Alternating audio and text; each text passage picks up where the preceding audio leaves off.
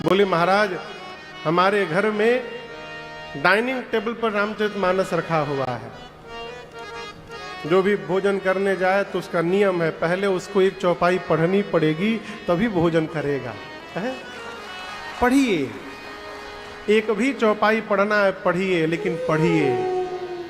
गोस्वामी तुलसीदास जी कहते हैं फिर वहीं पहुंचिए।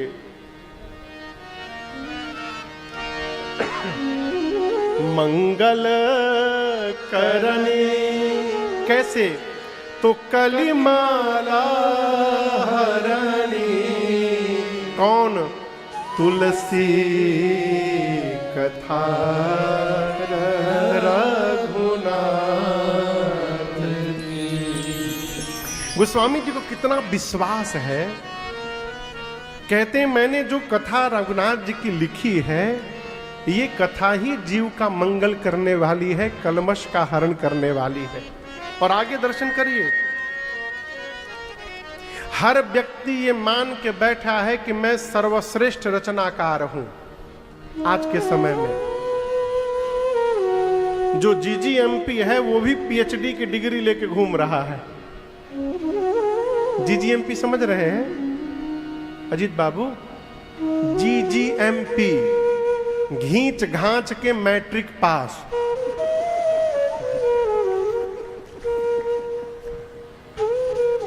वो भी अपने जाने में नकली पीएचडी की डिग्री छपवा के घूम रहा है।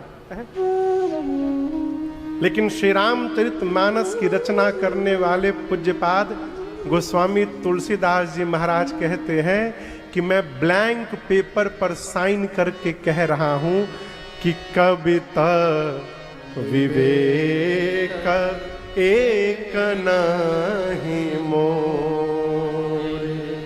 गोस्वामी जी कहते हैं मेरे भीतर कविता लिखने की कोई कला ही नहीं है, कोई पात्रता नहीं है, कोई विवेक नहीं है। मैं जानता ही नहीं कि कविता कैसे लिखी जाती है। सत्य कहूं, देखिए गोस्वामी जी क्या बोले? सत्य बोल रहा हूं, लिखी कागज कोरे, सफेद कागज पे लिख के कह रहा हूं, आप इसको ले जाकर कोर्ट में नोटरी करवा लीजिए, मुझे कविता लिखने की कला नहीं आती। आगे कहते हैं, अच्छा आप बताओ उज्जैन में क्षिप्रा मैया है ना? क्षिप्रा मैया है ना? उज्जैन वासी स्नान भी करते होंगे। क्षिप्रा मैया कहां से निकली है?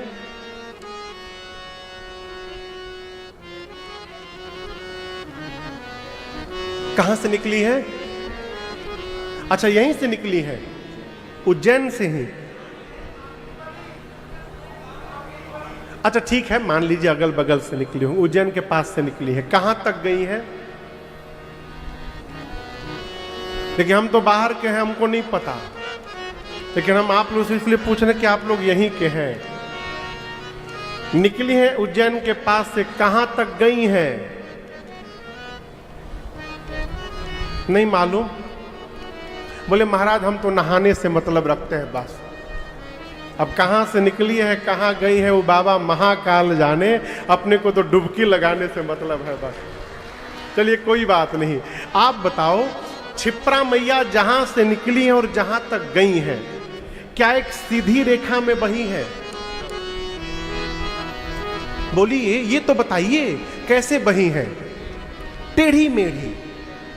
धरती पर जितनी नदियां हैं वो टेढ़ी मेढ़ी बहती हैं, सीधी नहीं बहती।